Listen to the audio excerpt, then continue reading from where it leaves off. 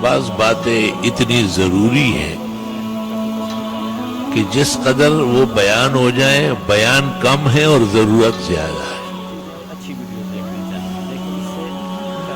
اکبر بادشاہ کو ایک زمانے میں جب وہ رحم دل اور معتدل مسلک کا مسلمان تھا تو اس کو شوق پیدا ہوا کہ میں بھی ایک اسلامی آئین لکھوں، اور اس کا نام رکھا گیا آئین اکبری۔ تو فیضی وغیرہ سے پوچھا کہ کس طرح لکھو گے؟ اس نے کہا لوگوں کو طہارت سمجھائیں گے اور ہر اچھے کام سے پہلے بسم اللہ سمجھائیں گے۔ اکبر بادشاہ بہت خوش ہوا، اس نے کہا جس کام کی بنیاد میں طہارت ہو اور جس کام کے آغاز میں اللہ کا نام ہو، اللہ ان بندوں سے بہت زیادہ خوش ہو۔ یہ خیال اس لیے پیدا ہوا کہ کچھ چیزیں لوگ بھول رہے ہیں اور وہ بھولنے کی نہیں ہے۔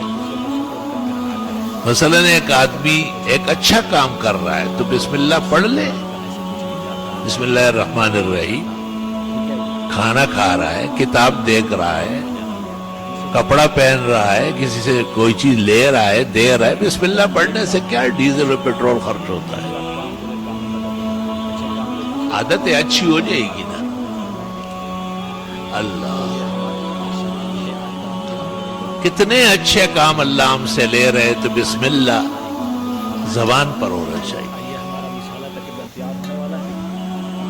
طہارت خانے سے اب ویسے ہی نکل آئے، بھائی بیسن پر ہاتھ دھو لینا اچھا ہے، وضو تو ہر وقت ضروری نہیں ہے۔ پیغمبر نے کہا ما امرت کل ما بلت انا اتوضا، مجھے یہ تو نہیں کہا کہ میں جب بھی پیشاب کروں وضو ہی کرتا رہوں۔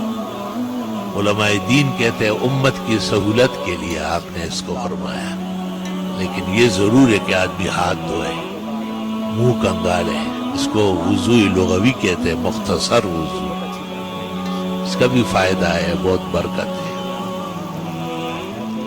اسی طرح ہمارے چینل کو لائک بھی کریں، ہمیں سپورٹ بھی کریں۔ اللہ رب العزت آپ کو اس دنیا اور آخرت کی تمام نعمتیں، تمام بھلائیاں عطا فرمائے۔ جزاک اللہ۔ السلام علیکم۔